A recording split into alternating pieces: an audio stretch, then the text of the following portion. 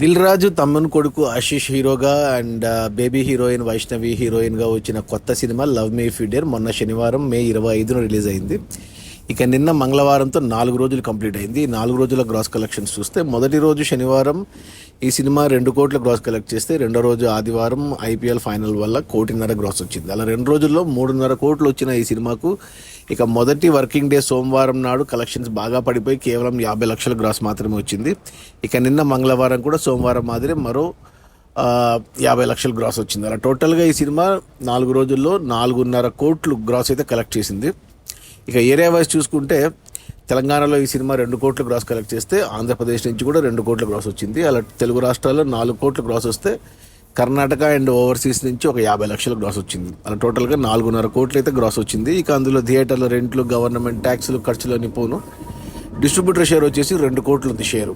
ఈ cinema budget 22 కోట్లు అయితే డిస్ట్రిబ్యూటర్లకి అంటే ఓన్ రిలీజ్ దిల్ రాజుదే ఉత్తరాంధ్ర అండ్ తెలంగాణ, ఒక రాయలసీమకి, కోస్తాంధ్ర అండ్ ఓవర్సీస్ కర్ణాటకకి డిస్ట్రిబ్యూటర్లకు అమ్మారు. అలా టోటల్గా ఈ సినిమా హిట్ అవ్వాలి అంటే 5.5 కోట్ల షేర్ వెనక్కి రావాలి.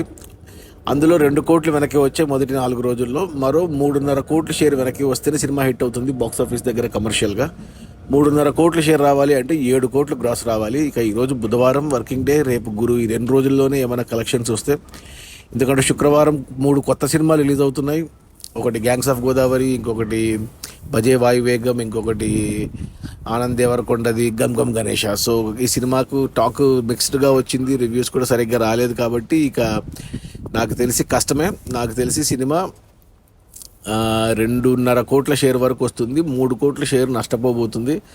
అంటే సినిమా కమర్షియల్గా డిజాస్టర్ అని చెప్పాలి. అది మన దిల్ రాజు తమ్ముడు కొడుకు హీరోగా వచ్చిన ఆశీష్ కొత్త cinema love me if you dare release అయిన మొదటి 4 రోజుల్లో 4.5 కోట్ల గ్రాసు. అందులో డిస్ట్రిబ్యూటర్ షేర్ వచ్చేసి 2 కోట్లు. సినిమాని డిస్ట్రిబ్యూటర్లు 5.5 కోట్ల కొంటే 2 కోట్లు వెనక్కి వచ్చాయి. మరో 3.5 కోట్ల షేర్ వెనక్కి రావాలి సినిమా హిట్ అవ్వడానికి. 3.5 కోట్ల షేర్ రావాలి అంటే 7 కోట్లు గ్రాస్ రావాలి. ఇక అది రానట్టే సినిమా కమర్షియల్గా డిజాస్టర్. Okay, bye.